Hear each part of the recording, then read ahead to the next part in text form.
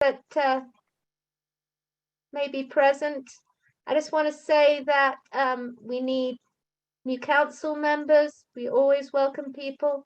It's really not a lot. It's attending one meeting a month and also some other meetings, some other incidental meetings. And if you want to do the Citizen Police Academy, it's a useful course. Mike Saville, you're doing that, aren't you? The Citizen Police Academy. I won't be doing it till next year, January. Okay, for some reason I thought it was in progress. No, but it's my schedule wouldn't. Kelly, it's about 11 classes now to do the Citizen Police Academy. Yes, the abbreviated academy is 11 or 12 classes. Yeah. So Okay. it was like 22 before. So they give us a little break. One thing that we have that's going for us as a council is that one of our mandates is to make recommendations to APD for various improvements, various things that they can do that we as community members, in our opinion, think should be implemented. We've been a very bad council. I've been a very bad council person. We've only submitted one, and that was about commander tenure, that we wanted to make sure that commanders stayed in their area command posts for at least 3 years so as to ensure continuity and stability. We are always interested in other recommendations, and there is a recommendation submission form on the CPC webpage. Yes, Kelly? And the best way to reach that, I always reach it this way, is I Google CPC Albuquerque, and that takes you directly to the webpage. It can be anything that you are not satisfied with what the police are doing. It can be anything that you think would improve their services. If you do it through us, it carries a bit more clout. You can do it for yourself as a private citizen, but if you do it through us, the police, APD does have to read it and submit an answer. I can't think of anything else. Any other council members have anything? Rowan, not to be nitpicking, but we need to approve the minutes from the last meeting and the agenda. Yes, we don't really go by Roberts. I do apologize, Tom, but we can go ahead and do that. Have we all read the minutes? All the council members, they are available online to anybody who wants to read them on the CPC webpage. So could somebody move to approve the minutes? I so move. Second? Second. All those in favor, say aye. Aye. Were there some edits that you wanted to make on the minutes? Oh, we made them. Tom made them. Okay. Tom did a brilliant job. Great. As to the agenda, I emailed it out today as an attachment. And so I apologize if any of you haven't seen it. It's we're simply hearing from Chief Medina about how his year has gone. And that's really all I had on the agenda. That and Commander Norris giving us local command area reports, as always. So that's a kind of rough and ready version of it. If you've read it, have any of the council members seen it, the agenda? Yes. Okay. Yes, Edwina, you did? Yes. Jacqueline, did you? No, I had a busy day. I didn't see it. Oh. Don't worry. Well, there's 3 of us. That's a quorum. So we can move to approve. The 3 of us can move to approve the agenda. So move. Thank you. I second. Aye. Aye. Aye.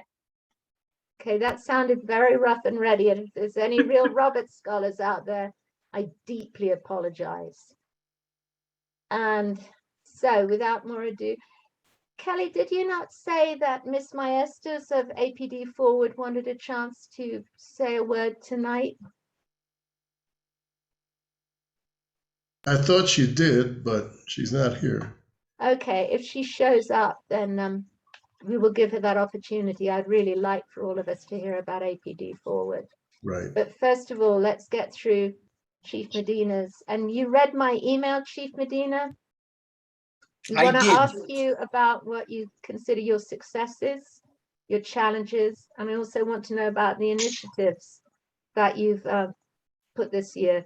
Could you please decide where you want to begin? Your call, one of the three.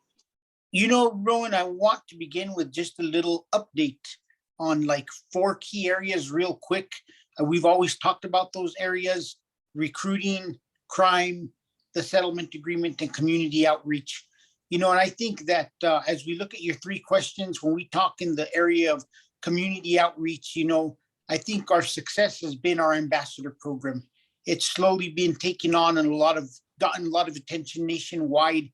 It's assisted us greatly. It's improved our community relationships with a lot of diverse parts of the community, and we're really seeing the fruits from it as we go forward. Many times, for example, when all the rhetoric came out with like all the horrible things that were occurring with the Asian community and the hate, the Asian community knew that we had already reached out through the ambassador program and communicated and worked with them. So our ambassador program, by all means, is our biggest success. Our biggest struggle has to do with personnel. I wish we had more people to assign to the ambassador program. I wish we had more time to assign them to it. Some of our goals and things that we tried to accomplish with community outreach this past year is I really wished we could go into compliance. Those are paragraphs that I hold very near and dear to my heart, because that's the basis of who I am, is the community outreach, community policing, and working with the community. We've struggled with that. I will be perfectly honest, and I know Elizabeth is on here. I just think we need to look at those paragraphs and word them a little bit differently in order for us to gain success. We have a lot of the pieces there, but the fact that our data is 3 months old before we're able to put it online, because we all know when we've put improper data that changes, we take criticisms. It was a huge issue within the community 3 years ago. I don't want to repeat that. So I think if we could work some of the wording, we'll be able to get a lot of those paragraphs that are remaining into compliance. And it's those little fine touches that working locally with DOJ is going to assist us in getting that area moving forward. We'll cover recruiting. This has been a big issue, officer retention. 2021 was a brutal year, not only for the Albuquerque Police Department, for law enforcement agencies all over the state. We've taken a little bit of a bigger punch than most places, but we have to remember that we're in an environment nobody else is in. We have strict accountability, and we had a process that we needed to fix. And I'm happy to say that in July, the parties agreed to the changes to our discipline process that helped us make it a little bit more fair and equitable for our officers. And this change is going to take effect. It already took effect, and hopefully we'll see the changes. But just the amount of discipline that went out last year, we lost a lot of officers who decided to leave the profession. Like I said, it's not just unique to Albuquerque. There are factors way above just this process, but we did take a large loss last year. We're probably at about 130 officers who have left. Vast majority have retired. Please remember, in 2018, they got the biggest raise they had gotten in a decade. And with that big raise came officers who did put off retirement and were attempting to get a new high 3, because that's what our retirement is based off of. They got their new high 3 this year, and they are going into retirement.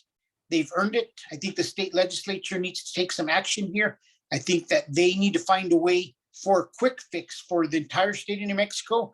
So urge your legislators that somehow we need to develop a rehire program for individuals who are retired and can come back and benefit from this program, but also at the same time citizens benefit because we have a quick fix to the amount of officers that we have out in the streets.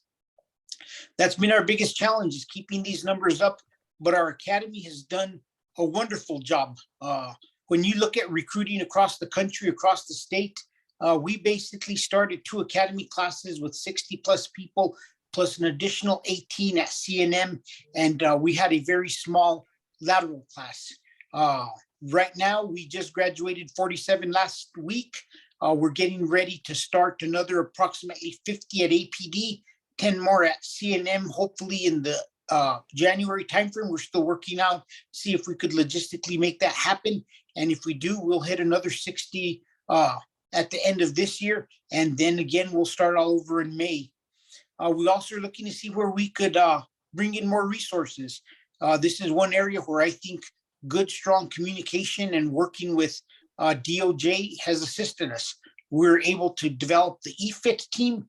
I think that I'm hearing a lot of success.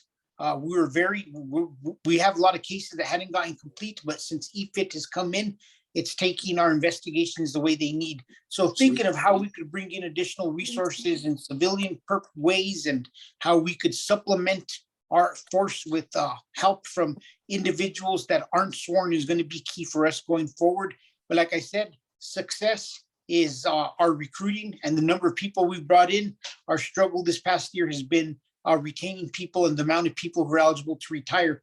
One thing that I did study is in 2022, only about 32 people will become eligible to retire. We have some that are already there that are staying from the 20 to 25, but only 22 more will be brought into that. And the following year, it's also a small number. So this big hit that we took this year, like I said, it was a combination of a lot of things that occurred that created a vacuum where we had so many people leave. So I'm hoping over the next couple of years, and we are over hiring on PSAs. That was a recommendation from the CPCs over and over. We didn't have the funding, but we're going to use salary savings now to overhire PSAs. We're even going to start offering part-time positions at the beginning of the year to make sure that we continue to develop our PSAs. Third area is the settlement agreement. I think there's work that needs to be done on it. I think there's work that APD needs to do. And I think DOJ and the city need to sit down and we need to carve through some of these problems that we have. I mentioned earlier, the community engagement paragraphs, we have to word them where we could be successful. We have to fix our use of force policy. I cannot have officers force handcuff somebody and I lose them for 5 hours of the shift. And if we were in person, I'd show you, but basically grabbing my 2 hands separated like this and an officer has to push them together and it could be that minor, we lose officers for 5 hours. You know, DOJ has had these conversations with us. Deputy Chief Brown is working to fix that. And we're trying to find some ways where we could streamline that investigation process. I want to make it perfectly clear. I believe in the settlement agreement, but I think that we need to find some middle ground. And I think this is a prime example. We cannot devote all our resources to it, but we cannot lose all of our officers for extended periods of time to the processes that are in there. There's a lot of back and forth, I'll be honest. You know, city views it one way, monitors, DOJ. Bottom line is this, for $1.7 million a year, every single party at the table has the duty to make sure that the proper policies are created and nothing should be approved if it's not going to work. And that's what our goal is, to find the policies that work. Go ahead, Rowan. You've come up with a lot to unpack and you moved at the speed of galloping horses, which you didn't have to because you've got time and I'm not going to cut you off. But a couple of things. Can you explain the ambassador program in a little more detail? Can you clarify what EFIT is? And can you tell us what the 3 changes were in the discipline, in the approach to discipline? First of all, we will tackle the ambassador program. The ambassador program is a program where we have taken officers who want to work with specific segments of the community. This is based on race, religious beliefs, and gender or sexual identity. And we want to make sure that these groups historically, which did not have a voice with the Albuquerque Police Department, number 1, has a voice with us. We have somebody to listen to them. Number 2, the person listening reports back to me what the concerns are. Number 3, if we need to develop a policy or make a change internally, we make those changes. And number 4, we continue to develop training based off of what they're learning. So the ambassador program currently has, for example, ambassadors assigned specifically to segments of the Black community, various religious groups, veterans groups, different religious groups, the Asian community, and those just to name a few. So we continue to want to grow this program. I meet with them once a week. One of the biggest successes that one of our ambassadors touts is he's been greatly involved in some of the Pride events this year. And he stated that it is the first time that there's been such communication and involvement during the planning of these events. We want to continue to grow those relationships, and that's what the ambassador program is all about. Discipline, what things have been changed. I always said this, a 7 is a 7 is not a 7. And then what I mean in that is the way our discipline process was written before. For example, a missed court, not docking your camera, and driving, past the speed limit in your police car are 3 very different incidents. Very different. But the way our old policy read, if you committed those 3 violations in 1 year, it would equal 8 to 24-hour suspension. Sometimes there are issues that were just mistakes, and it's now creating a place where a mistake is viewed as a mistake and disciplined, and misconduct is viewed as misconduct and disciplined in a different way. And they all don't combine together to just start increasing the amount of discipline that officers are facing. An officer literally could have been involved in the same incident, made 2 mistakes, it ended up being 4 violations, and all of a sudden they're facing a 40-hour suspension for something that was, covered in a lot of different areas. So we've really refined the discipline process. We've been very careful in knowing that policing has a human factor. Human factor will always have human error, and we have to view it as, is it intentional or unintentional, and how do we address it? So I think that's been the biggest change in the discipline process. EFIT, or the External Force Investigative Team that has been brought in. We struggled with investigating force. At one point in time, our detectives are taking like up to 50 hours just to review video, but we brought in EFIT, and some of the things that we wanted to change, EFIT has been able to verify what we were saying, ensure that all the parties know that it is legitimate and that we should make those changes. And they're also showing us how to do the investigations. When we can't finish them in time, they just took some. So it was an attempt when I took over as chief, hearing that we weren't getting the cases done correctly. My idea was we bring in the right people to groom our detectives, mentor them, show them how to do it, and teach them how to do it. Because I really think that, and as an educator, I think, Rowan, you'd appreciate this. If we don't 100% teach people and show people how to do things, it's insane that we think we're going to discipline them and that's going to correct their behavior. So it's been very successful, and we'll continue to move forward with it. I think those are your 3 questions you had. If I forgot one, you let me know. No, you're good. Is there any other initiatives aside from the ambassador program that you've started this year? We've started quite a few initiatives. Deputy Chief Brown started the Cop on the Corner, where they have briefings and they meet their officers. We've also started a lot of crime initiatives. We brought in Kyle Hartsock from the DA's office. I'm happy to say by next week, our homicide clearance rate for 2021 will be higher than it was probably in any of the previous 5 years. We should hit above 60% next week. There's been a flurry of arrests. We also started an initiative where we focused on violent crime. Operation Turn the Tide started in August.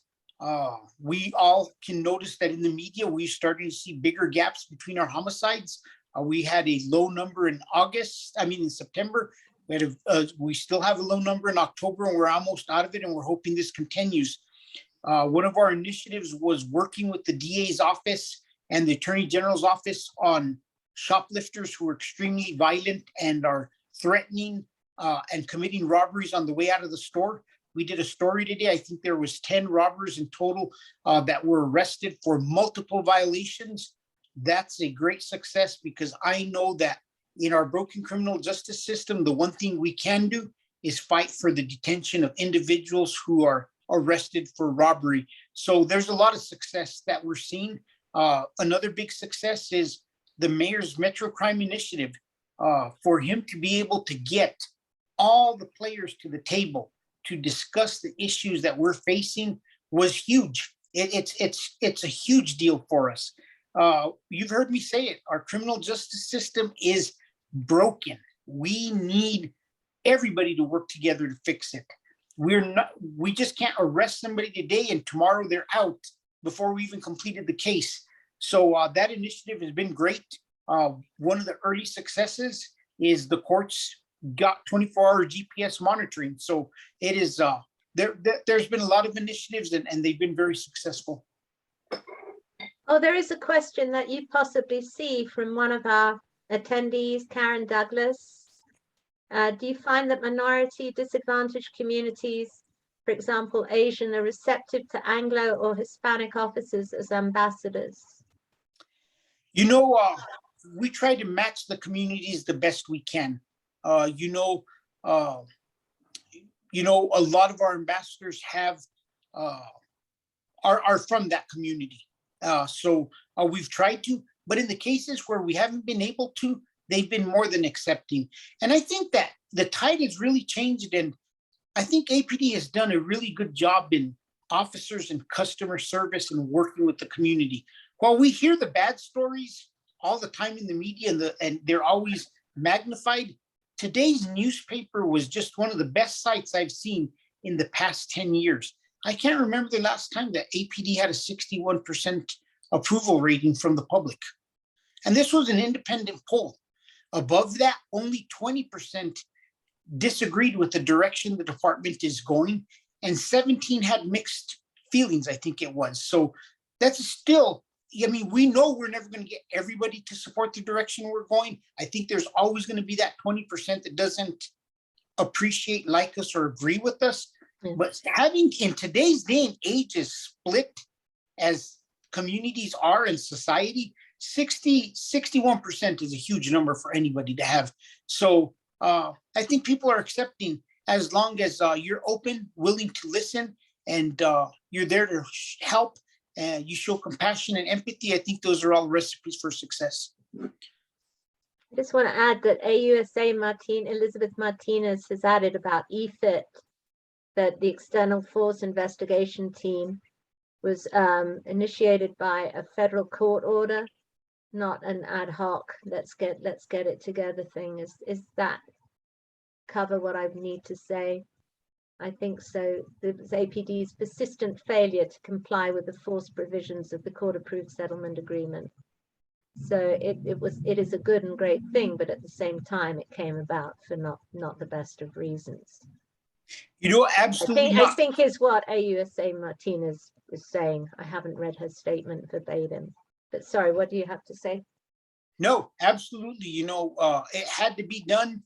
We went to the table, we communicated, and I just, that just goes to show when we're working together, we're communicating, respecting one another, and we're thinking outside the box. We're able to come up with great ideas. When we started talking about how we could get through the failures that we were experiencing in force investigations, and everybody started to talk about how EFIT could work, look where we're at 1 year later. And I have total confidence that EFIT's taking us in the right direction.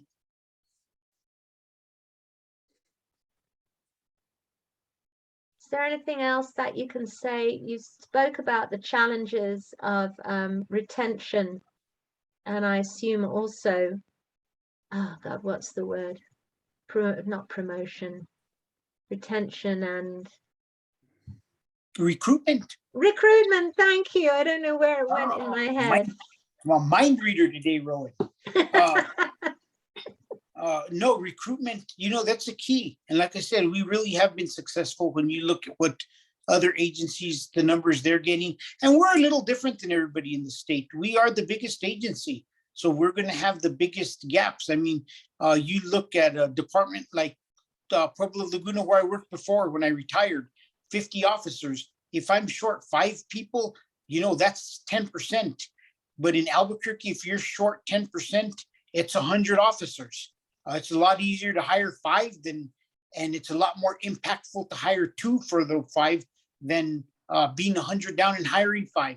So I think we just got to keep things in perspective. We're a big agency. We need to remember that recruiting has always been an issue. It will always be, we'll never have enough sworn officers. There'll always be a need for more. And I think that's why it's imperative that we start respecting the work that the sworn officers are doing, and that we make sure that wherever we can get them support from the outside or through civilians, that we get those support networks in place. So we always keep our badge and our guns doing police work. And sometimes we have some doing office work that just makes no sense, and we need to get away from that. And slowly, this administration has been really good at allowing us to develop and create positions on the civilian side when we need to. It's not just about sworn, it's about building a team that functions all the way around. And, you know, if you look at sports, an athletic trainer is a big part of a team. They keep everybody healthy. And that's kind of what we're looking at, is our civilians keep everybody healthy and able to get their job done. On a side question, what about vaccinations? Are you mandating them? No, we're not. I think this is something we need to be very careful about as a police department, because it's backfired in other jurisdictions. New York, they're short officers and they're losing officers over this. If we were in a different place, I think we could look upon it a different way. But currently where we're at, you know, I think we just need to be very cautious that we don't make a move that causes us to lose more. Everybody counts. I mean, we are at that point where, you know, we're considering an emergency bid in January, just to make sure that we redistribute our current resources and we make the best we can of all of them, because of the shortages we feel, because of the shortages that we're seeing. And like I said, it's not just us. State police is seeing the same thing. I know. Everybody is. But are you making sure that officers and others are masked when they go indoors? Is there any disciplinary procedure for that? An officer or a detective or anybody going indoors without a mask on? You know, we recommend all officers do that. We recommend they follow what everybody else is. You know what? Are we trying to be cautious and careful because it's a tough time? Yes. I would like all our officers vaccinated. I'd like them to always wear their mask. And I hope that they're making good, strong decisions. I haven't been advised of any disciplinary cases that come our way. But then again, also, the discipline process has been removed from me. Superintendent Stanley sees that. So I'd have to check with him if they have those cases coming through. He'll be a guest next month, in January. You could hit him up in January and ask him that question, Rowan. I hit him up this month, but he was out of town. We played phone tag a lot, but I will certainly ask him that question in January. And very briefly, that reminds me, this is our last meeting of the year. We will not be meeting in November or December. I meant to say that at the beginning of the meeting. I do apologize. There's a question from Michael. Is there a plan to reach out to block captains by officers assigned to their areas? You know, that is still, I mean, we started that program. That's one of my favorite programs that we had developed, and COVID has kind of made things weird for 2020. We've had some personnel changes. We just went through a bid. Just as we went through the bid, we got mandates back for a while there with mask usage indoors and things that we had to do. You know, I will check with Deputy Chief Brown, and he will get an update on that program and where we stand and the direction it's going. I do know we have a block captains meeting this Saturday. I'm almost positive. I got to check my calendar, but I'm sure it's Saturday. And I'll see what more I can find out from here to then, and I'll let the block captains know on Saturday. When you say block captains meeting, is that for every block captain in the city or for specific command areas, or? It's for the city. I gotta check if, I think it's block captains. I'm not positive, but it's on my calendar, but I can't get to it right now. But we do have, there's either a neighborhood association or a block captain meeting this weekend. Okay, I haven't heard about either one of those, but I'm not a block captain. I'm not officially a block captain, though I serve as one. Mr. Mike? I was just going to I say that. knew Laura was gonna answer. Thank you, Laura. Wait a minute, because Mike has a question or a comment. It is You're going to be a welcome, sir. block captains meeting this weekend, Saturday. It's going to be on a Zoom, so anybody can attend, I guess. If I can get the Zoom to you, or you can find it pretty easy. My comment about the block captains is that I've been a block captain for 20 plus years. I think only one time in all those years have I ever had an officer actually contact me. And so to me, it seems to make a lot of sense to pay a way lot more attention to the block captains, because they pretty much know, we don't have block captain on every block, but it makes they know pretty much what's going on in that neighborhood. I think it'd be really useful for that communication to get really, solidified. So yeah, that's my 2 cents worth.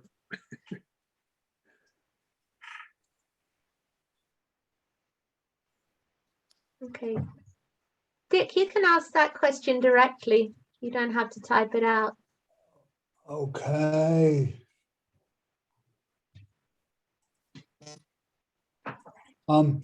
Chief, you spoke about, I believe, about plans to meet with the CASA parties and perhaps suggest modifications to the decree. Specifically, what are you going to ask them to do? I think that this is something that needs to be accomplished in steps. I think there are a lot of different things that we're looking at.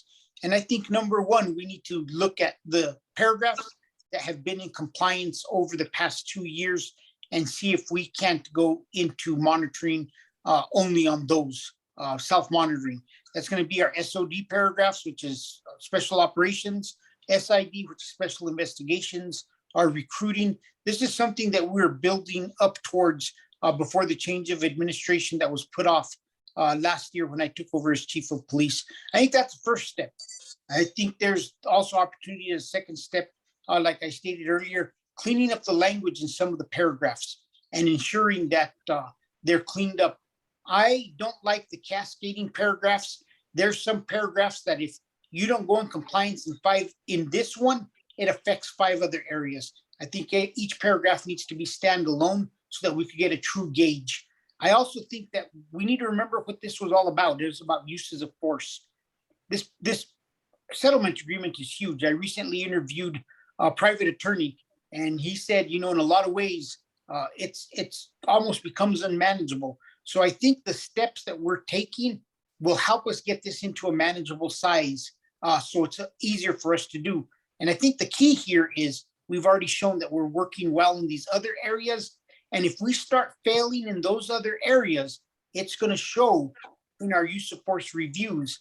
And if there's one compliment we've had from the Justice Department and the monitoring team, it's that our force review board is catching issues. So a lot of these issues, if they're occurring in these areas, they're going to be caught during the force review board. So like I said, there's a series of things that need to happen. I think it needs to be in different phases. And the first one is going to be looking at some of those paragraphs in compliance and seeing how we could start the self-monitoring process, because I think it's imperative that we start showing we could self-monitor when everybody's still engaged in the process. And with the lack of resources and loss of personnel, we have to shrink this process to an area where we can manage it a little bit better with reduced resources. Is there any other questions? I would like to ask the chief if he would elaborate on the Turn the Tide initiative. And I think I understood you to say, Chief, that there's a greater interval between homicides now. Yes. And if I understood that, what do you attribute that to? What does that initiative actually consist of? Operation Turn the Tide, we took all our impact investigations We slowed down on our follow through with property crimes, which is the downside to the operation. The upside is we gave violent crimes every resource they needed that we could muster together. And this goes to show with, if we could get our resources where we need to be, the impact that we could have on the community. We have cleared more homicides in the last month and a half, I think, than any other period in a long time. I'll have to verify that. But basically, we gave homicide and robbery the resources they needed to help them clear warrants. At one point, one district court judge mentioned to one of the detectives that they had never seen so many warrants going through. There was a backlog. We're short. And, sometimes we get criticized because there's a backlog in force investigations. I had a detective just leave the department today. He had a backlog of 23 cases. The backlogs are all over this department. For anybody to say that one area is getting more backlogs from others, I will bring the piles of paperwork to show how the backlogs are across the board. It's because we have a lack of resources. So we gave every resource to investigations, violent crimes. And that's where, if you look at today's paper, there's a ton of serial robbers arrested. We sent a ton of cases to prosecution at the U.S. Attorney's Office, to the DA's office. So we really focused on taking the drivers of crime and the most violent individuals into custody and building those cases. And part of this were 3 groups, not entire groups, but 3 areas where we arrested on one homicide that ended up being multiple homicides for these groups. I think one group was responsible for 3 and 2 other groups were responsible for 2, but they were all also responsible for additional shootings, and we're still not done investigating what else they may be involved in. So taking those key drivers of crime were the main point to turn the tide. And like I said, we've really seen success and some of our numbers being reduced over the past month. Thank you. Yeah, but what can you attribute to the fact that we're already past homicide numbers for the city this last year? I mean, isn't that not the case? Oh yeah, you know what? We were on pace at one point to be 120. I'm still hopeful we're going to be under 100. So yeah, without a doubt, we had more homicides this year than ever before. And I think that really goes to magnify why it is extremely important that we try to work to get more monitoring on the ground so they could see exactly what the community is going through. And my argument is, I get questioned on one side to give more resources to the reform process, but every single victim and most neighborhood association meetings I go to, their number one outcry is crime. And we have to find a balance where we could accomplish successes in both. And it may be slower moving the needle on both, but I'd rather have both be moving in the right direction than one being neglected completely. Yeah, I'm not sure if that completely answers what I was trying to say. I mean, what would you attribute to a high homicide rate other than a lot of people, obviously, with murder on their minds? But you know what, Ron, I think that's a tough question that doesn't have one attributing factor. We know how many that does it have? I think that number one, we have COVID and its effect nationwide. Every single major metropolitan city saw an increase in homicides. Whatever it was, the effects of COVID affected people to the point where violent crime surged all over. We had an anti-police movement in 2020 that really lessened police departments' abilities, and they lost a lot of credibility in communities. I think that one of the things we have is the loss of resources, the impact of those loss of resources by not taking people into custody. You know, I've been very open. The criminal justice system, we arrest people over and over again. I think society needs to sit down and we need to be firm in that there is a line in the sand. When somebody, to me, when somebody is armed with a gun and they're committing a crime, they're potentially a homicide offender and they are one apprehension attempt away from murdering somebody. We've seen it with civilians. We've seen it when officers go to take these people into custody. So there is no one answer. If there was one answer, we'd throw all our solutions to that one problem. but this is something that needs to be attacked at multiple layers and multiple ways. And that's why it goes back to the mayor's initiative and us working with all parts of the system. This is going to take a systems approach for us to fix, and we got to fix the criminal justice system in not only Albuquerque, in the state of New Mexico, and we got to make sure that the right people stay in jail. And, you know, it's a tough thing for some people to hear because, you know, I hear the whole argument, oh, you create a pipeline to prison for the rest of their lives. But I also know this, I've spoke to people with lived experience. We have people on our team with lived experience. And the number one thing they said that sometimes happened to them and actually got them out of life of crime was spending time in jail. In the criminal justice system. Anybody else have Chief, questions? Anybody from our attendees? Dick? yeah, Chief, do you have any statistics about the percentage of people who are arrested for crimes with guns who will be released by the courts? No, but what we do have is we have several cases where we had individuals who were out on bond or out pending trial that resulted in officer-involved shootings or homicides within the city. And I could take into example, some of our last number of homicides have been these exact cases. I mean, officer-involved shootings have been these exact same circumstances. We could get you some information. I just don't have it on hand right now of what we have. I mean, I'm not a great fan necessarily of the judiciary, but I find it difficult to believe that a district judge is going to release somebody on bond who has pointed a gun at an officer or a civilian. You know, we had an officer involved shooting 2 years ago. 20-some shots were fired. It was all over the media. A district court judge released that person pending trial without bond. Well, that's perhaps one example. That's why I'm asking for percentages, because I suspect the percentage is rather small. And I know there are cases that are dramatic, but the percentage of the cases I bet is rather small. And so I'd like you to, that maybe you could get those statistics for us, the number of people who are released after being charged with a felony that involves a gun. Because I doubt that's very high. You know, and I think we need to remember that it doesn't, you know, and this is the same argument we hear about people on pretrial services, that, you know, a very small number of people actually offend while they're out on pretrial services. This is the exact same argument we heard from the courts. And I just want to remind everybody, a very small number of criminals are actually committing the crime in Albuquerque. So it does have a correlation. We do have those. There are several cases of individuals. And I think the other thing to remember is somebody being armed doesn't necessarily mean that the courts are going to detain them.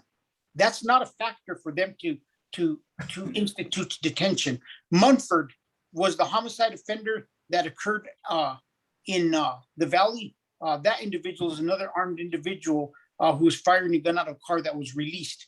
And I don't blame necessarily the judges. It's the tools and the rules that they have to follow that creates this situation where they're releasing individuals. You mentioned that there were groups that you have been able to apprehend that have been decreasing of the crime rate, or closed cases or solved cases, homicide cases. What are those groups that you have been targeting that have brought that about? You know, if I'm understanding your question, the groups that we have targeted, it's not that we targeted them, it's that their cases came across us and we linked them all together. They're different groups, they're gangs. Some of them have gang affiliation. Some of them are just groups of individuals that were hanging out. So we found that they were related to several different homicides. So it's through investigations and through our ability to link different crimes, whether it's shell casings or suspect information that led us to these groups of individuals that were arrested.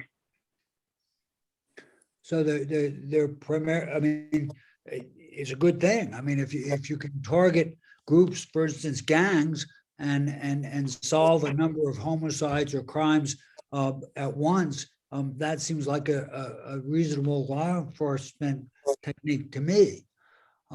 Yes. I mean, but that must not be something new. But we're seeing a new increase in his effectiveness.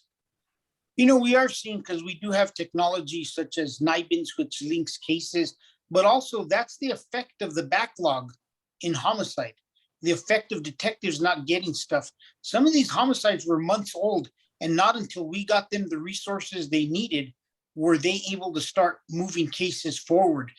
We just this week, we solved the 2017 and a 2018 homicide because our cold case unit was able to devote the time and the resources to really getting into the weeds and looking for all the suspects and finding witnesses. So there's a lot, like I said, there's a lot that goes into these investigations, and having the right amount of resources is a big key. Just let me finish up, and then one more question for you, and then I'll let other people speak. We've heard a lot about CASA being an impediment to the progress that you've made over the last 3 months. And it seems to me that you've been able to devote those new resources, make progress successfully, but CASA is still here. And it tends to, in my mind, question the argument that CASA is an impediment, because you made this progress in the last 3 months, solving cases, solving a bunch of homicides, and CASA is still here. So it tends to support the argument, in my mind, that CASA and effective crime control can go hand in hand, and they're not mutually exclusive propositions. Yeah, I agree with that. They can go hand in hand. But when you have limited resources and you have to give them to all areas, or you're being forced to give them to one area more, it's going to impact the other area. So I want to make this clear, because I've gotten this question over and over, and some people hear it the way they'd want to hear it. I believe crime control and constitutional policing can both occur at the same time. But I'm telling you, the Albuquerque Police Department does not have the resources to put into all sections to make sure all these areas move forward. So when I have to give more resources to the academy, for example, our reality-based training, I had to give 2 additional patrol officers up for that out of nowhere one day. We continually get recommendations that say you need to give more resources here. That's our argument, is we're short resources everywhere. And I can't just give resources to one area, because when I give resources to one area, it's robbing Peter to pay Paul. Okay. If somehow we had 1,400 officers, trust me, we could move everything forward. We could finish cases on all sides, criminal, administrative, CASA related, non-CASA related. But the reality is we're at 940 officers.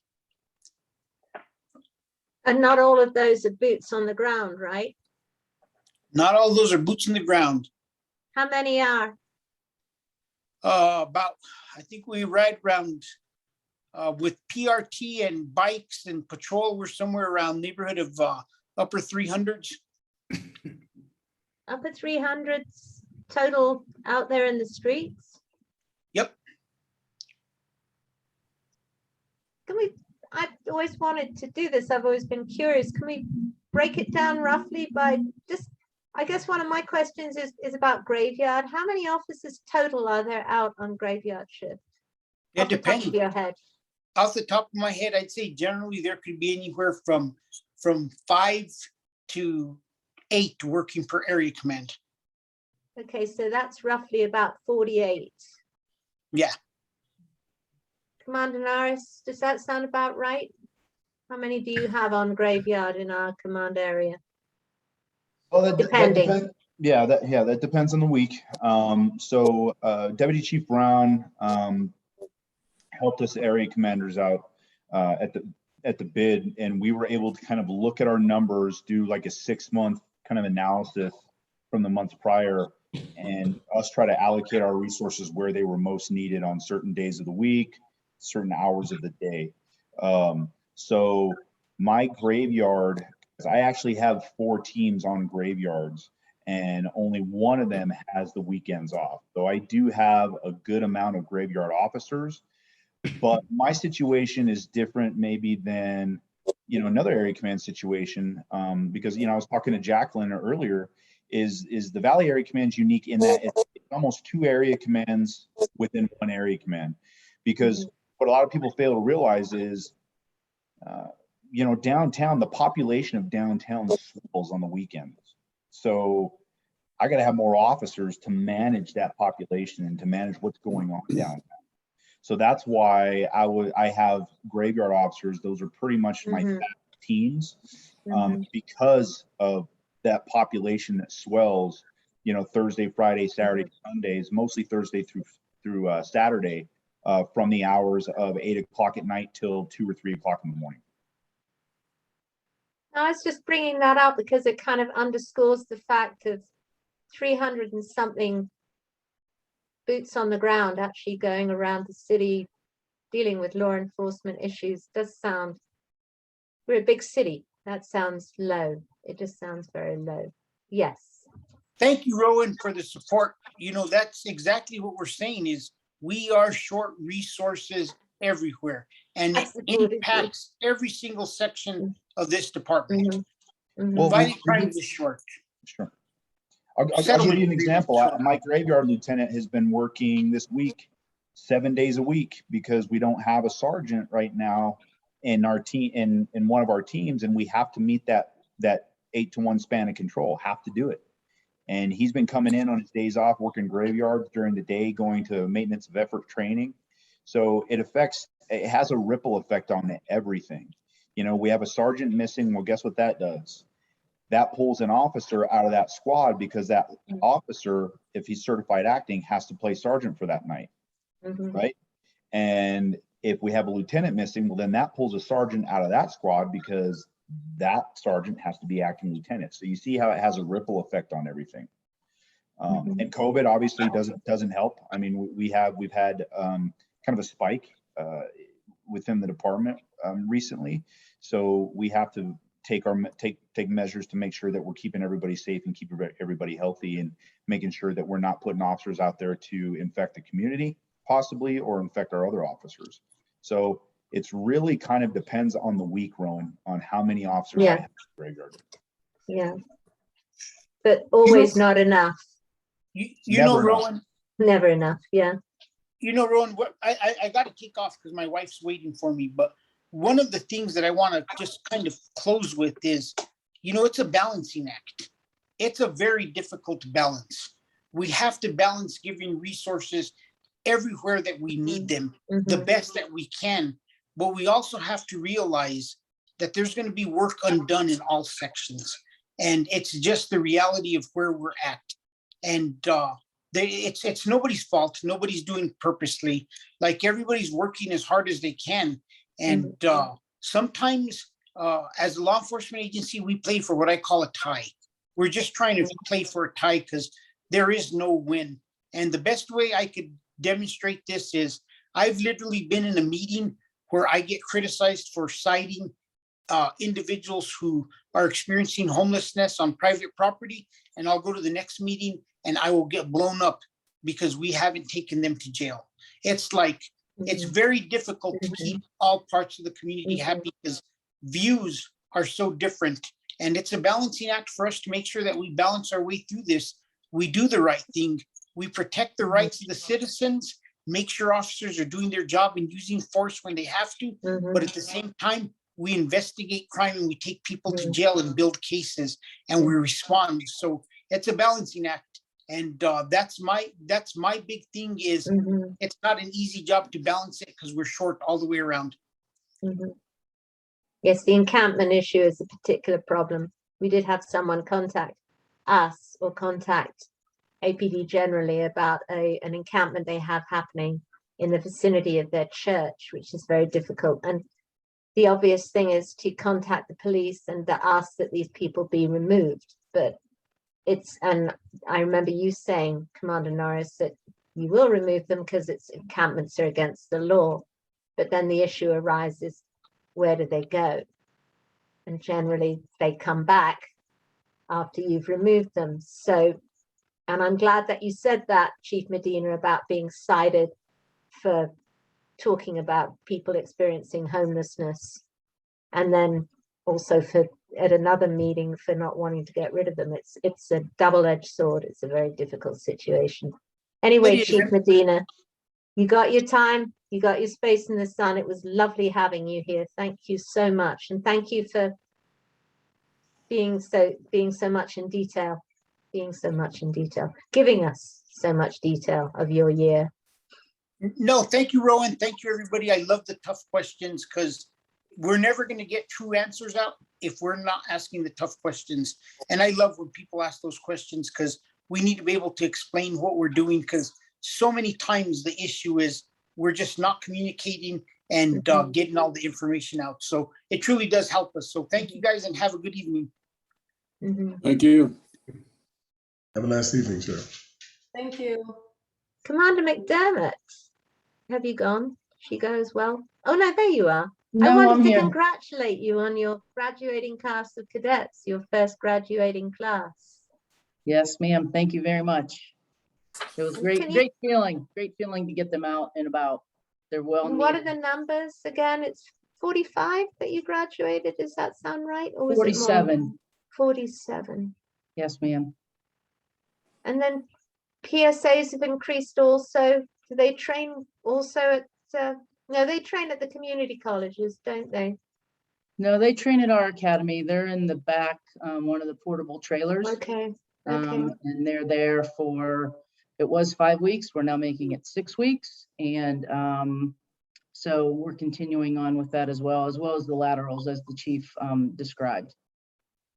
I know that there's usually a nice funneling process where PSAs eventually end up in the academy and become police. Wasn't that you, Lieutenant Tapia? Didn't you start as a PSA and work your way in? I did, yes.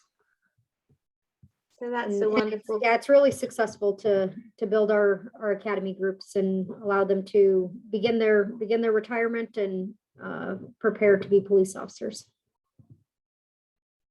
And I guess one question that I've always had that I've never had really answered is, what is the CNN component? What do they get trained in there? Isn't there a CNN component? For sworn officers or for PSAs? Not for PSAs, for the sworn officers. So As part of the academy program. Yes, so one of our academies each year is run through CNM, where they obtain their state law enforcement certification, and then they transition to the APD Academy, where we ensure that they're well versed on our policies and procedures prior to beginning OJT. Okay, so it's kind of the whole course. Yes, so it includes the full 16-week state certification that's required. And again, it allows us to basically run classes concurrently and increase the number of police academies that we can run each year. Okay, because I've always wondered, I always thought that there was a theoretical component that was being taught at CNM and the practical component being taught at the academy, but now you're saying it's an in tandem thing. Yes, yeah, it's the exact same course that is mandated through the state. And actually CNM uses it to train other agencies as well. So yeah, it's providing that standardized state mandated training in order to receive their law enforcement certification. And who coordinates it? Is there a coordinator at the academy end? that works closely with CNM or? So our basic training staff and our basic training lieutenant do coordinate the transition as well as ensuring the content of that they receive at CNM and ensuring we don't have too much overlap, but that we cover everything that we need to in order to prepare them, just as if they were trained in-house. Okay. And how many incoming are there, Commander McDermott? How many do you have coming in for the next academy session? Well, anywhere, I don't have the definitive number, but we are trying for anywhere between 60 and below. So probably average around between 50 and 55, I would think. But that's what the goal is.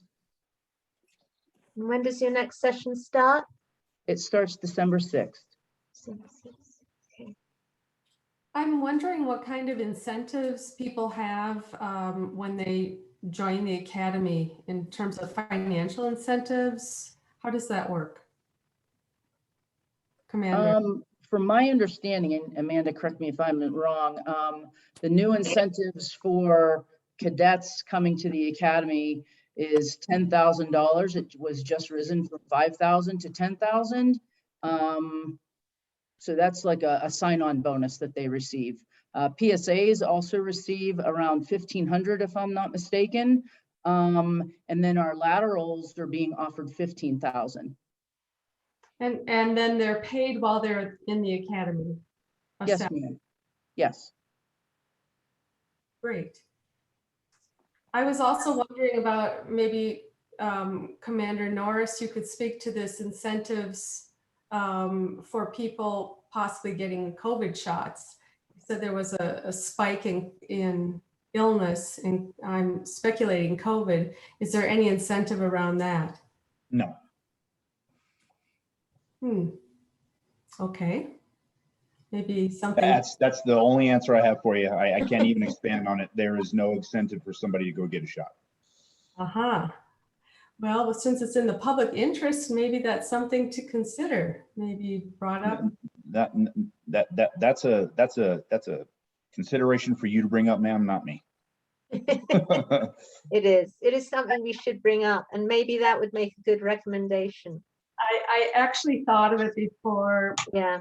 Medina went off, but I could tell he was in a rush. So just because you spoke, Commander Norris, of people being ill, and then that puts the force in straits. I will say this. Is, it's a funny time because it's also flu season. Like I was symptomatic last week. I didn't go into work, and I've actually been symptomatic twice within the past 2 months.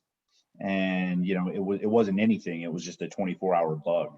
So that's the thing, is it's kind of what's affecting some of our manpower, is these officers are trying to be responsible and say, listen, if I'm feeling a little funky, the last thing that I want to do is go in and kind of infect somebody with something if I do in fact have COVID. So the way that the process works within the department is, if they're feeling symptomatic, they go, they get a test, they get usually a rapid test, but they can't come into work until they get the results of that rapid test. And if they do come in, once they get the results and those results are negative, then they can come into work. They have to wear a mask 24/7, or at least while they're at work, until they get their actual, official result, not the rapid test result. And then go from there. But there is an administrative order for us to be wearing masks inside while we're dealing with individuals. So that's kind of trying to answer your question from earlier. So we are abiding. My officers are abiding when they're on calls for service and going into somebody's home, going into a place of business, making sure that they have a mask with them. Going back to the idea of incentives, Commander McDermott, are you aware of incentives that are ongoing? I understand after a year of service, there's something, but what about beyond that? Because I understand retention is a key issue. People get trained and then they go to the sheriff's department or state police. Is there anything being addressed around retention beyond the training? Not that I'm aware of currently. I know just with the sign-on bonuses, is all I'm familiar with presently. I can find out, but I don't think there are. See Amanda shaking her head that there aren't. But to your point, and we have this happen, as do other departments, they get that state certification and they go off somewhere else. It's very minimal amount, so we're not losing like large numbers to it, so people are committed to us, but it does happen every so often. Commander Norris, or perhaps some of the rest of you, Amanda, Tapia, is that something that might be useful? An incentive for retention? Yes. Yes, I think something like that's always useful. I mean, that's kind of what happened, what Chief Medina was talking about, why we had this big kind of purging, if you will, in 2021, is because there were those incentives, those raises in 2018, right? So the way that he had referred to it is, so that kind of starts your clock, your retirement clock all over again in terms of your last 3 years, right? Because they call it your high three. For those of you who don't know what that means, and please, I don't mean to be insulting your intelligence, but I just want to make sure that that everybody kind of understands we're all on the same page. What your high three means is you retire at the rate that you made your last 3 years of working for the city, right?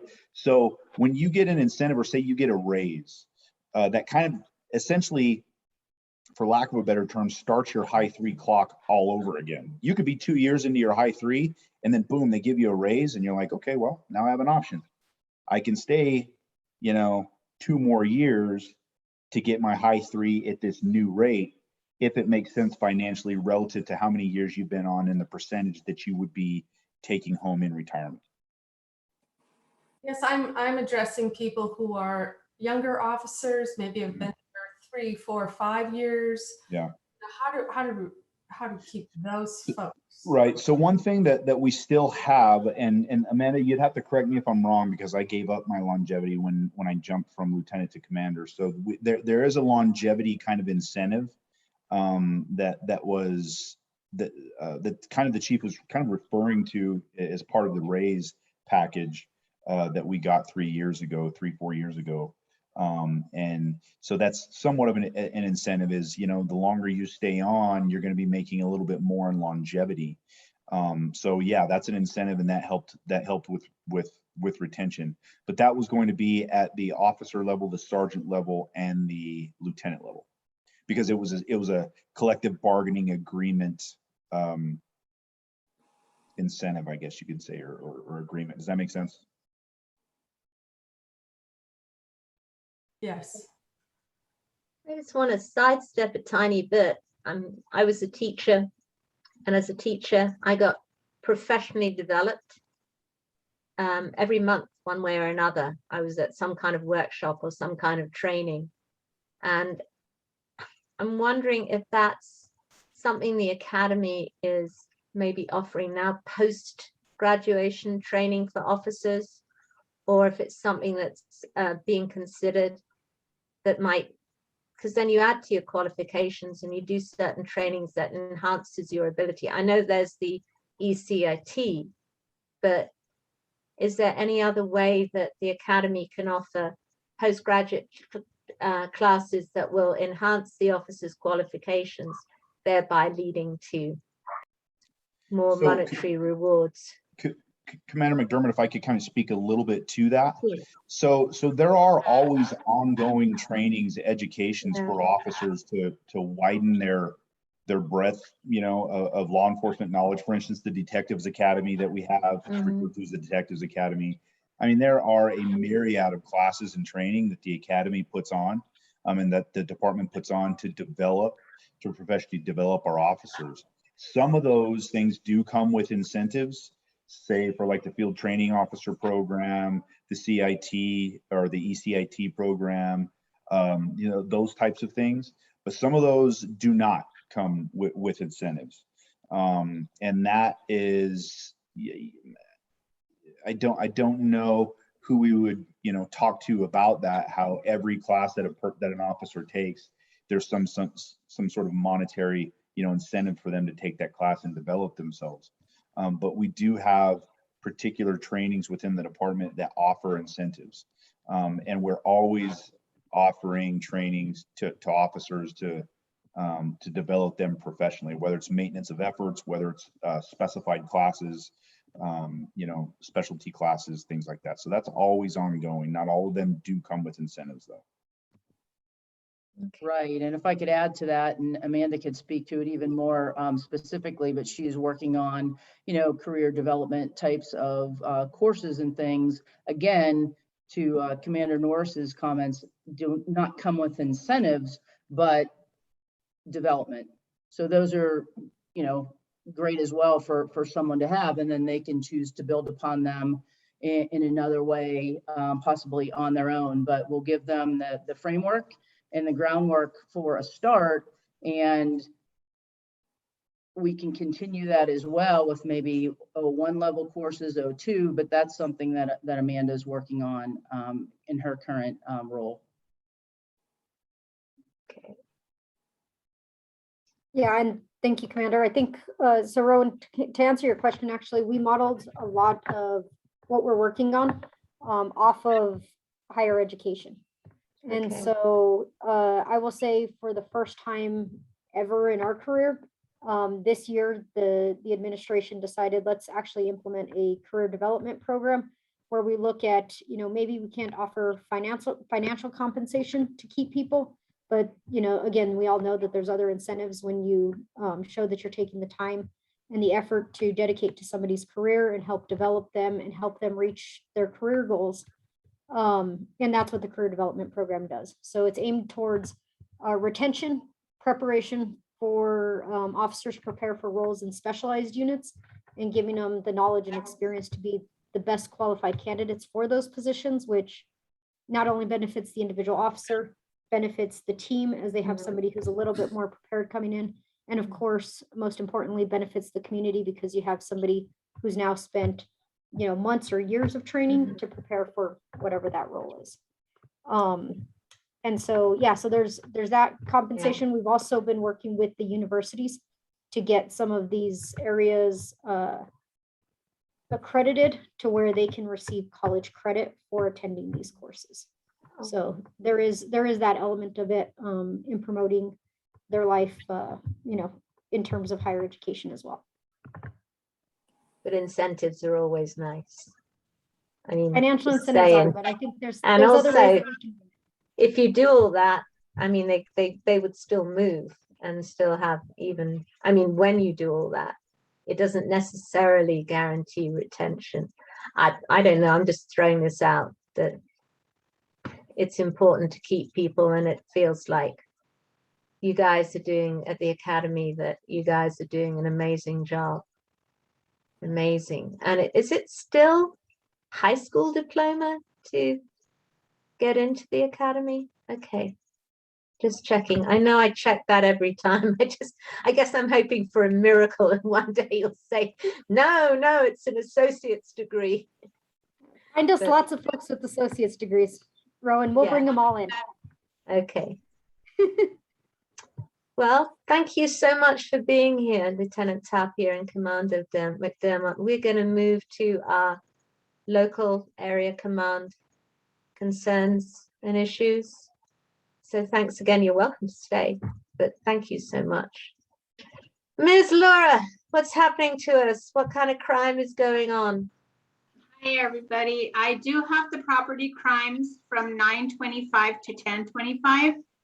There were, and this is for the whole Valley Area Command, there were 28 commercial burglaries, 27 residential burglaries, 46 vehicle burglaries, 51 auto thefts, 44 recovered vehicles, 3 robberies by carjacking, 7 commercial robberies, 5 robberies by gunpoint, and 1 robbery by strong arm. Are there any questions on that? That sounds like an awful lot. Sounds like a busier month than usual. Am I right? I didn't compare it with last month's. I can take a look at that. and send you the information tomorrow if you'd like me to. That would be great, but I'm just going off what you said last month and what I remember from last month and to this month. 51 auto burglaries, Auto thefts. auto thefts, Yeah, auto theft. 51. We're actually down, we're actually at 0% for anything that occurred this week, at least in the downtown area. But we've had a spike in auto thefts throughout the city. It's something that we're leaning hard on our auto theft unit to help us out with. But I have a theory about why these are occurring, because I'm looking at when they are occurring. Two things: you're going to see a spike because it's getting colder, right? And you need a car. Well, no. But what are people doing? Oh, warming up there. They're warming up their car. I never do. It doesn't matter how many times I tell you, do not do that. People will do it. So that is a spike in it. The other thing too is we've been dedicating a lot of our resources downtown, from the hours of 10 p.m. to about 3 p.m. So we dedicate one full graveyard team plus additional resources down there just to deal with downtown closing Thursday, Friday, Saturday. Anybody want to take a guess on when we're seeing a spike in auto thefts in the valley? Weekends? You want to take a guess at the hours? Midnight? There you go. Our hours. So exactly. So that's when the chief was talking about it's a balance on, okay, how do I allocate these resources? Because what will happen is if I pull these resources from downtown during bar closing and there's a shooting and somebody gets killed, somebody goes, well, how many officers did you have down there working that? And I go, I had 4. Well, why'd you have 4 officers when you have this many officers on graveyard? Well, because we've been getting a spike in auto thefts, so I want them out patrolling. Well, what's more important, a stolen car or a human life? Those are the types of questions that get posed to me that I have to answer with regard to how I'm allocating my resources relative to the crimes that we are seeing. That's what kind of, like I said, it's what Chief was talking about in terms of it's a balancing act between, what's our priority, what's our priorities, and where do we want to allocate those resources relative to what those priorities are. It just does sound like a lot more. It is a lot more. Yeah. We've had a spike. Absolutely, we have. What's been happening in the Old Town area? Because I understand there's been more tourism in the last month or so. Any information about that? No, nothing out of the ordinary. Well, obviously 2020 is out of the ordinary because it was COVID year, but prior to that, 2019, 2018, towards the colder months, Old Town always seems to it always seems to get a little bit busier.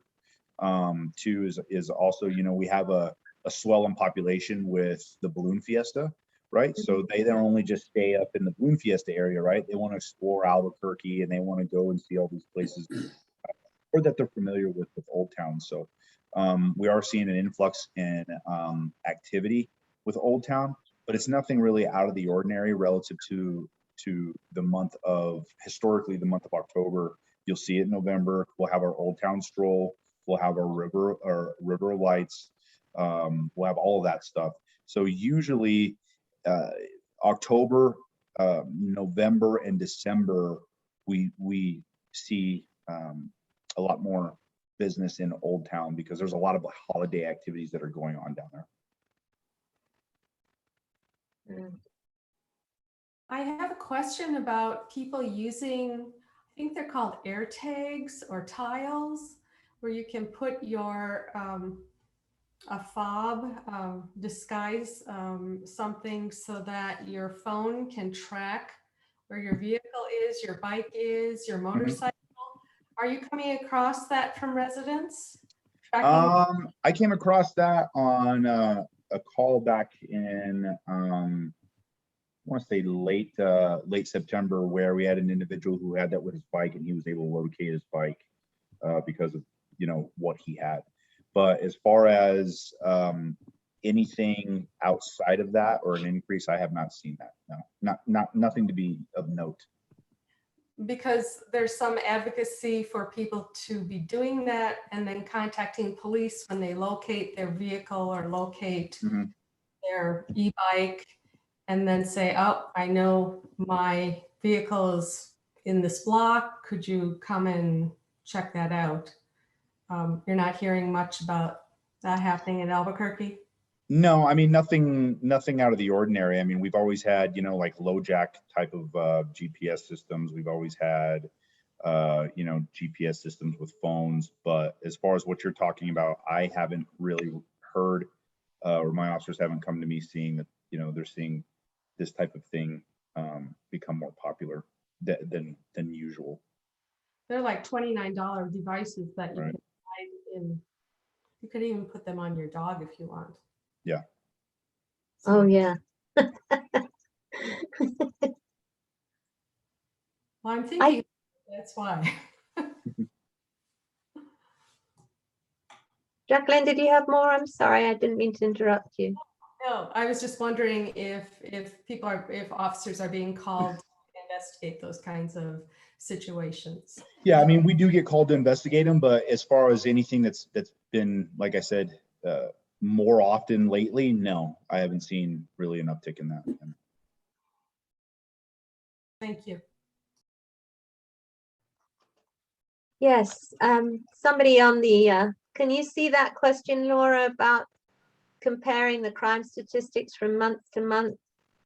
Yes, and I'll go ahead and start doing that at the next meeting. I could type them into the chat for you. That would be great if we have the comparison. Just from memory, it sounded like there was a lot more activity this month than there had been last month. And again, oh, I know what I wanted to ask. It was something that Sergeant Sanders brought up when he was Sergeant Sanders and not Lieutenant Sanders, and he was in charge of police and community together. It was it was community and police together. It was PAC, police and community together. PAC, yeah. And he said that there were certain cars more likely to get stolen than others. And do you have a sense of, I mean, so that say you own a Dodge truck, Yeah. So, that's more likely to get stolen than my little Fiat. right. So we were seeing for a while, we were seeing a lot of Hyundais being stolen. And mostly because they're pretty easy to steal, not necessarily because there was a market for them. But the past 3 Duke City stats, it's something that we have every Wednesday. We talk about that, and it seems like Chevy trucks are at the kind of the top of the list for that. And we think a lot of them are going south, not to Mexico necessarily, but maybe to Valencia County, because there's a market for them down there for the parts stand. Okay. Well, it's worth the community knowing that if they own a Chevy truck, then be extra alert and be extra careful. Make sure it's all locked up and get one of those wheel things, I guess. I had another question. Oh, we heard from the apparently at the Southeast, the commander said something about you, and Edwina, you can help me with this. Some kind of plan for community outreach that each area command is doing. Does that sound familiar to you? Does that sound right? Yeah, what it is it's a strategic plan that we're putting together, that we're working with Dr. Rickman with. It's in reference to paragraph 2 of the settlement agreement. So we've all just put together our strategic plans, and it's something actually I was going to bring up because one of his suggestions was to send it to the CPC. I can send it to you, Rowan, and you can send it to the rest of the panel, and see what we have and make any. Tell me what you think about it. Make any suggestions, any recommendations.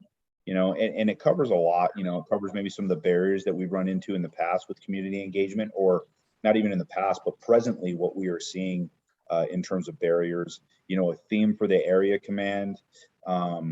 We ran into a barrier where we had sent out the survey that was sent out through SurveyMonkey citywide, and it asked specific questions. And I believe Laura had posed these questions last month for CPC.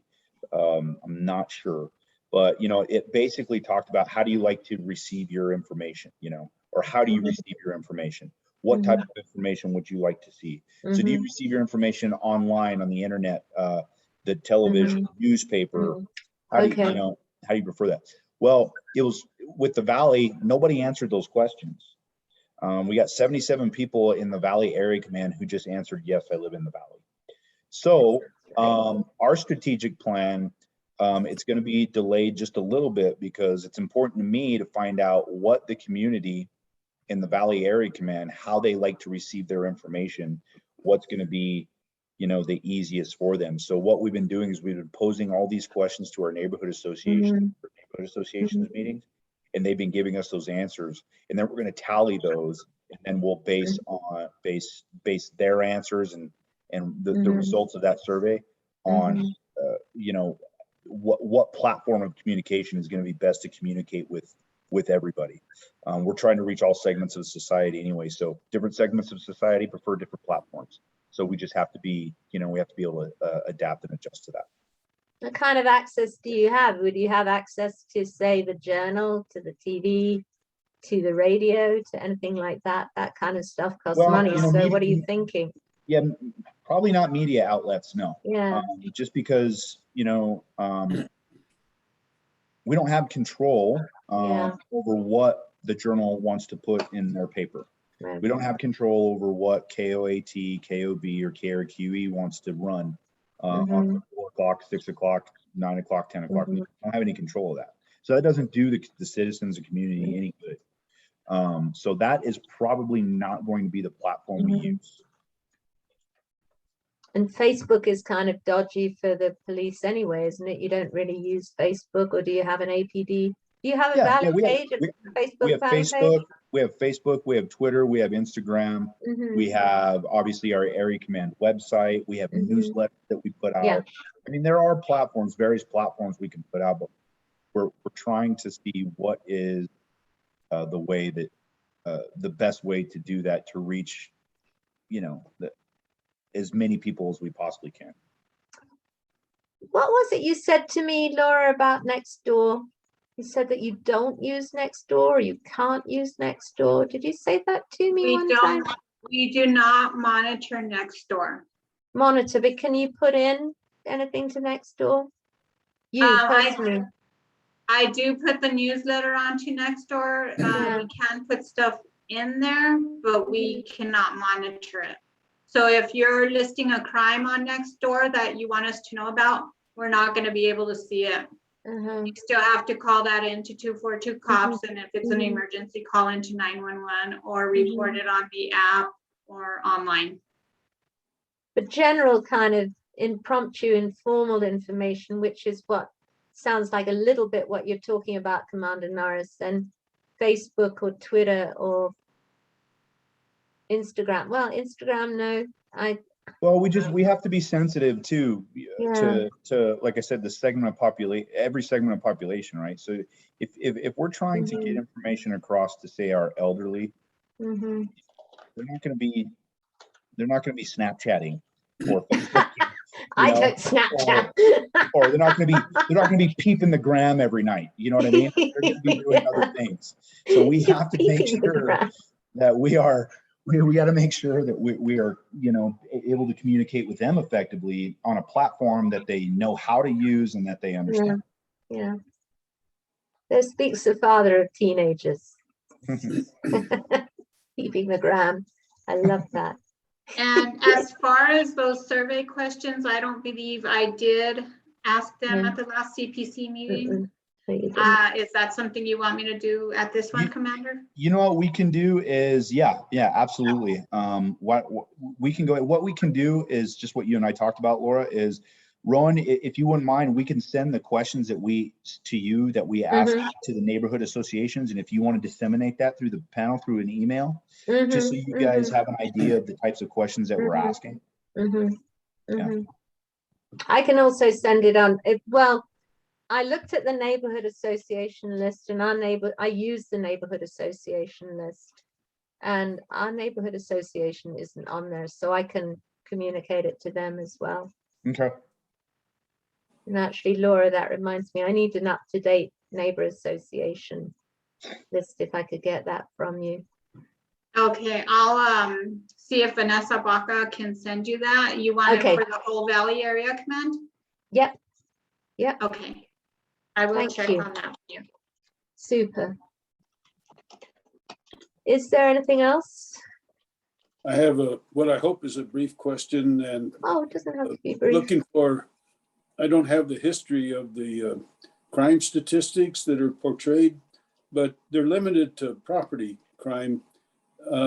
Is that because we don't want to know about crime against people, or No, it's covered some other way? No, I think historically, that's always been the biggest point of interest because that was kind of our biggest issue. But I can tell you right now, we've had 59 assault and batteries this month, aggravated assault and batteries, 23 robberies. I think Laura covered that. 8 criminal sexual penetrations, 10 fights in progress. We've had 9 narcotics calls, 5 fraud calls. 30, excuse me, I can't see this number because my computer is not cooperating with me, but 30, we'll just say between 30 and 39. How about that? Because the second number is blocked out. Vandalism calls. Our shopliftings are down, but that can tell a story. It's either because we have these big box stores who aren't necessarily reporting them anymore or as much. I have a difficult time believing that shopliftings are down, and I think that they're not being reported as frequently. Well, if we Well, could for have my- those, do you want to have those every month as well, Tom? I'm Would you very like to- interested.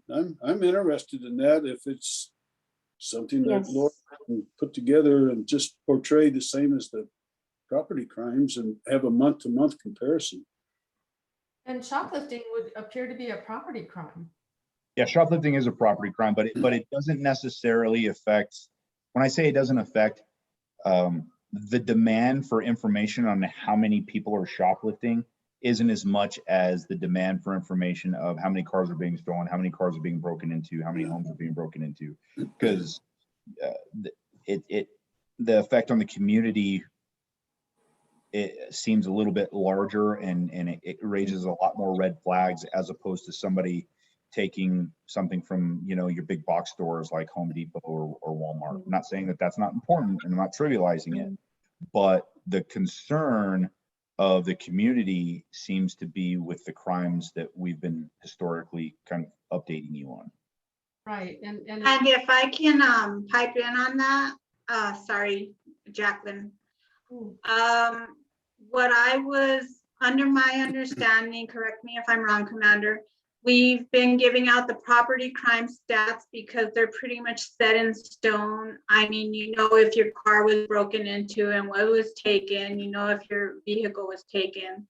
The other crimes are still under investigation, and that's why I was told not to provide those. Okay. But if I'm wrong, please correct me, Commander. Yeah, so those numbers that I gave you is based off of dispatched calls, right? For those particular types of crimes. Now, oftentimes, and you guys have probably heard this before, oftentimes we'll be dispatched to a call where the call is coded as a stolen vehicle, and we get there and it ends up being an embezzled vehicle, which is a completely different crime, right? Or we'll get dispatched to, a residential burglary and it actually ends up being, a larceny or a theft. And the officer didn't happen to change that. Hey, it's not a residential burglary, it's a theft, it's a larceny. So that's based off of dispatch calls for service. So those give you kind of a generalized number of what we're getting dispatched, but doesn't really get down to a granular level of what actually happened on that call. And this is what actually is going on. For instance, I'll give you an example, like with robberies. So there's been a lot of confusion, not just with everybody, with a lot of people, with robberies. So say you have a shoplifting and somebody's walking out of the store with something they didn't pay for. They pass all points of purchase and they get confronted by the loss prevention people. And that person pulls out a knife and ends up running, right? So was that a shoplifting or was that a robbery? Robbery. Right? Well, you would think, but it just kind of depends sometimes. So that's what gets confusing. So it may get dispatched as a robbery and it's a shoplifting, and or vice versa. It gets dispatched as a shoplifting and it is a robbery, right? Just depends on all the coding on the call and then what we find out when we get there. Mm-hmm. And then we also have a website, crimemapping.com, where you can actually type in any crime, any area of the city that you want to look at, and you can look at those numbers, and those are updated on a daily basis. But they're all kind of clumped together, so they're hard to read sometimes. The other thing is that's terribly, it's overwhelming when I look at the map and I see those numbers. Yeah. For some reason, I'd rather just know, okay, this is what's happening in the valley. I appreciate letting us know about the number of assaults. Those are the kinds of things I'm interested in, even if they aren't adjudicated or whatever happens with them. These assaults are being called in, or sexual assaults are being called in. I think that's important for us to know.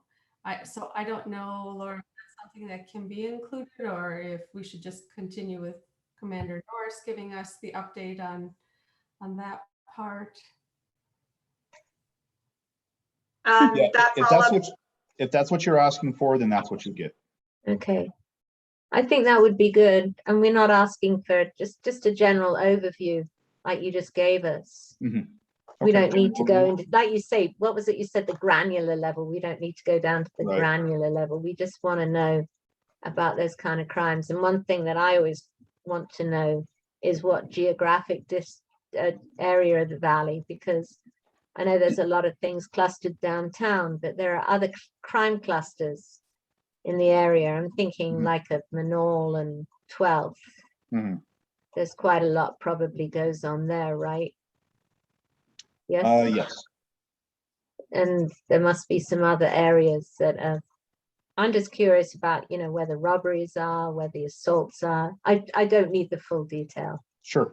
Just need a brief overview about what areas of the Valley Command area are the most impacted by crime, because there must be some other areas that have virtually nothing happen or not much.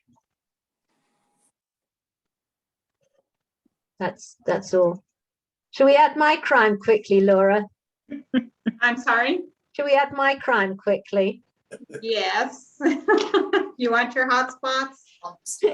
No, I was in the ECHO meeting your today. crime, the one we always discuss. That yesterday evening, this is just general information. My neighbor knocked on my window to let me know that he just sent someone away who was sitting on my porch. And as far as he could tell, he was watching the TV through my window. Or casing my joint, who knows? But I just thought it was kind of a weird experience. But I wouldn't have, they said that I didn't need to call the police, right? I wouldn't have needed to call the police about someone being on my porch like that, watching TV. Well, my suggestion to you earlier when we talked about that was to, when it starts getting dark, it's good practice to close your curtains, your blinds, because you don't know if that individual truly was watching your TV or was watching you, or looking inside to see what can be taken. So always call in whatever you feel is suspicious. Okay. Okay. Is there anything else? I have a question. Commander, robbery and shoplifting, how is that determined? Is it based on the cash value of what is stolen? No, it's based off of how the item of value was taken. If it was taken through force, it is really coded as a robbery. And if it's not taken by force, if it's just like a smash and grab, right? Or they surround the store, that's listed as a shoplifting. Okay. And are the individuals, well, basically shoplifting, I guess if you can catch the individual within a certain amount of time, or do they both end up in jail? Are they both jailed based on these crimes? Both. Okay. Are you talking about the robbery and an individual shoplifting? Yeah. Yeah. Well, it depends on the dollar amount of shoplifting.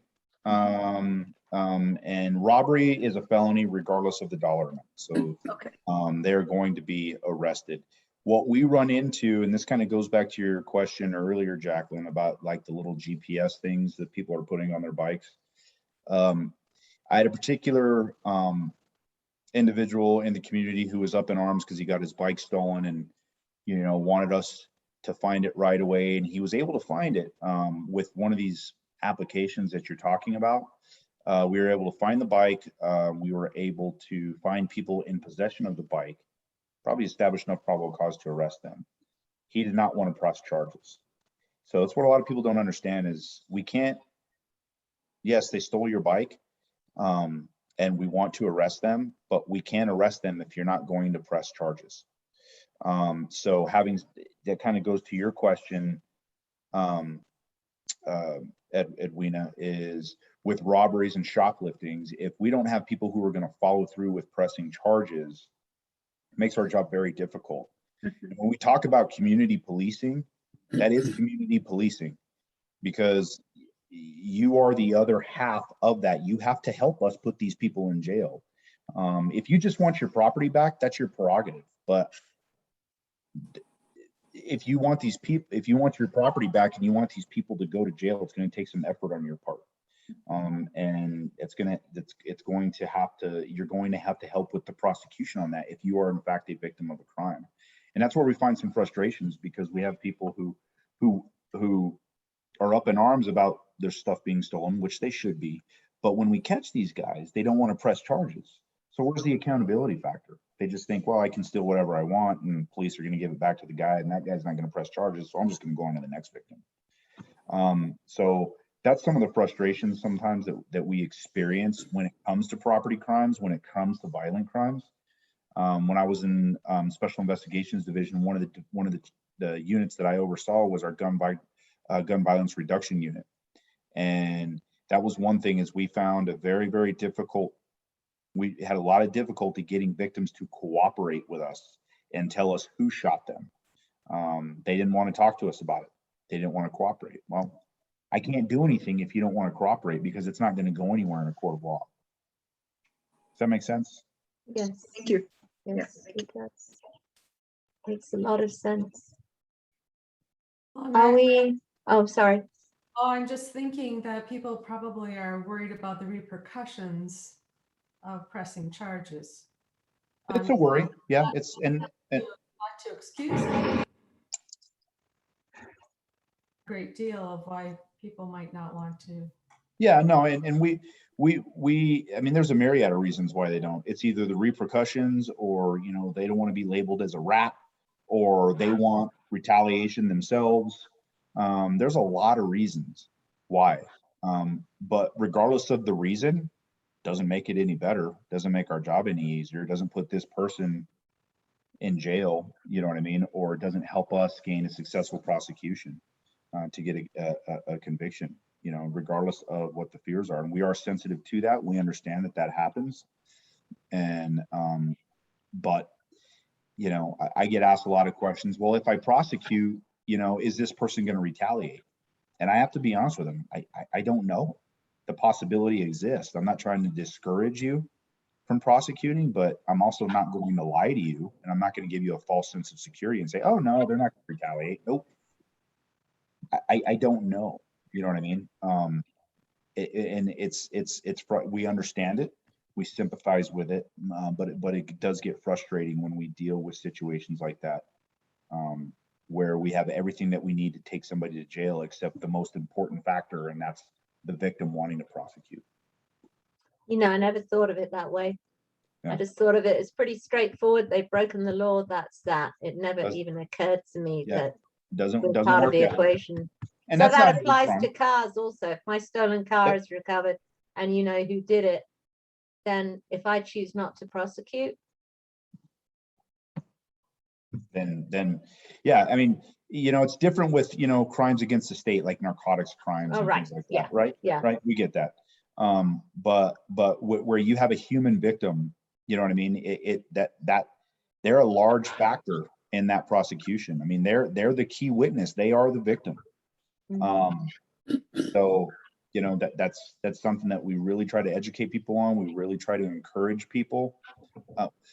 I don't know if encourage is the right word, but what we try to do is just kind of explain to them, listen, if you're not going to prosecute, it's your own prerogative, but you have to understand that nothing is going to happen with this. Nothing. And then this person is going to possibly victimize another person and another person and another person. So. wow. So sorry, I went off on my tangent, but I just kind of wanted to No, go there. no. I literally had never thought of it that way. And it's so obvious now I think about it. Is there anything else? I set the schedule till 7:30 today, but it was meant to be flexible. I didn't set it 6 to 8. I just set it 6 to 7:30 because we just had Chief Medina. But as Kelly said, we were glad that we were able to give him that time and that he had a full year-end report to give us. And we're always available. I think my email is no secret, maybe not, or I can be reached through next door or anywhere if anybody has a question or concern. And that's all. We won't be back until January. We have no meeting in November or December. Well, So everybody have a nice holiday season, whatever you will be celebrating or not celebrating. Stay warm, get fat, be merry. Stay safe. thank you. I think it's been an excellent year. I'd love to thank APD for their support this year, and also the Valley Community Policing Council for all their hard work, and our attendees. Please pass our attendance link on, which is on our website. You can just Google Community Policing Council Albuquerque. It'll come up, and let's please get more people to attend next year. Have a good one. Thank you. Happy holidays. Stay safe. Yes. Bye-bye. Night.